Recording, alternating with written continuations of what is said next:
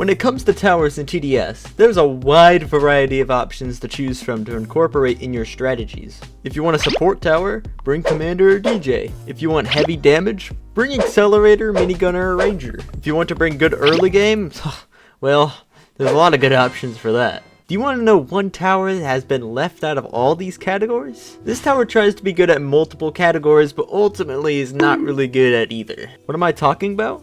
It is the Frost Blaster. Now, this tower used to be balanced between being a freezing support tower and a very effective early game unit. The Frost Blaster was once a cultural phenomenon in the community that couldn't be stopped. So how did this tower go from so high to so low? Well, first we have to go back a few years where it all began.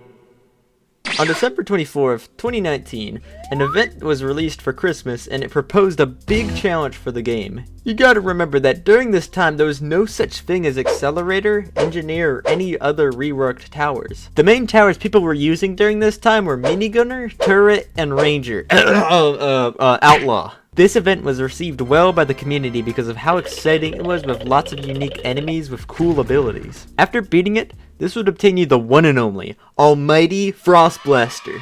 As more people started collecting this tower, they started recognizing the true power of Frost Blaster, which led to the rise in its popularity. During this time, the Frost Blaster was deemed to be the best early to mid game tower in the game. The thing that set it apart from other strong early game towers was its main mechanic, the ability to briefly freeze enemies.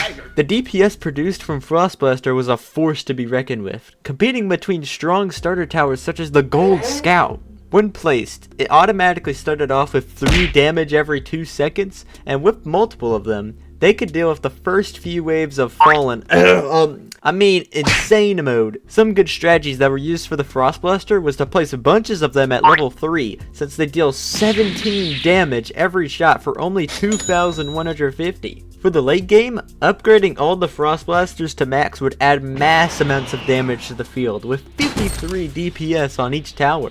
The freeze was also really good at stopping faster enemies in their tracks, such as glitches and errors. It was only up for this tower's dominance, until a year later when it all changed. On October 29th, 2020, the Overhaul update of TDS was released and made loads of adjustments to all sorts of stuff that needed to be fixed in the game. One of the adjustments made was for the nerf of Frost Blaster. You what? Each level decreased in its DPS drastically, with the increase in freeze time to make it more of a support tower. It literally costs 12,400 to get this tower maxed out to 23.3 DPS, when you could literally just place down a level 2 accelerator for almost the same value.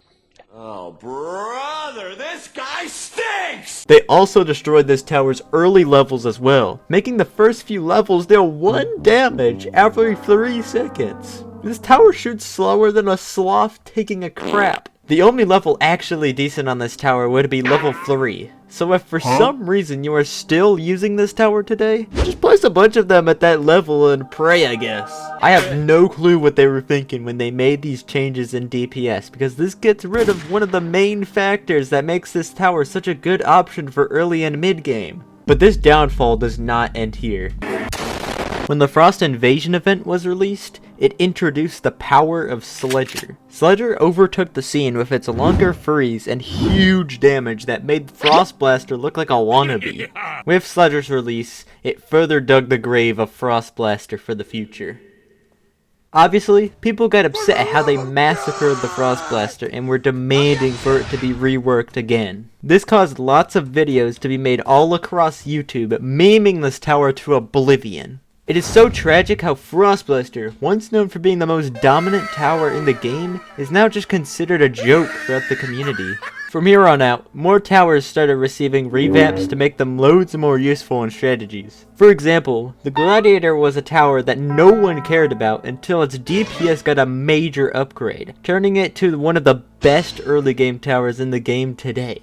Meanwhile, Frost Blaster is over here left forgotten without any needed changes that are far overdue. At this point, people would start forgetting that this tower even existed. It seemed that the funeral for the Frost Blaster was underway, and there was no way that it could come back from the dead after this. Until now. A couple of months ago, the TDS Discord gained lots of hype after leaks for a Frost Blaster rework was shown by none other than the homie Tom the Ninja. According to these leaks, there is going to be major revisions to how the playstyle will be utilized. First off, the Frost Blaster's placement cost of 2,000 suggests that it will no longer be suitable for an effective early game tower, making it meant for a more mid to late game tower instead. I think that this is a great decision because there should be more options for mid game towers in the game. Also, every freezing tower in the game right now is intended for early game, so it's cool to make it a bit unique. Another thing to point out about this tower is that it will be going back to its original formula of prioritizing better damage compared to its freeze. As you can see from this teaser, the damage increases at level 4 to an insane 125 damage every 2.5 seconds with 0.55 freeze time. It's also pretty interesting that it obtains flying detection at this level for potential usage in future events. The only thing that I'm unsure of is the small freeze time of 0.1 in the earlier levels. I think it would be better to be changed around 0.25 if I were them. Lastly, the 5th level of Frost Blaster gains another big damage spike with 200 damage every 2 seconds. Added up, that is 100 DPS for 29,500 spent. After being dead for years, this update is reviving Frost Blaster back to life with the restored popularity that once took over the game back in winter of 2019.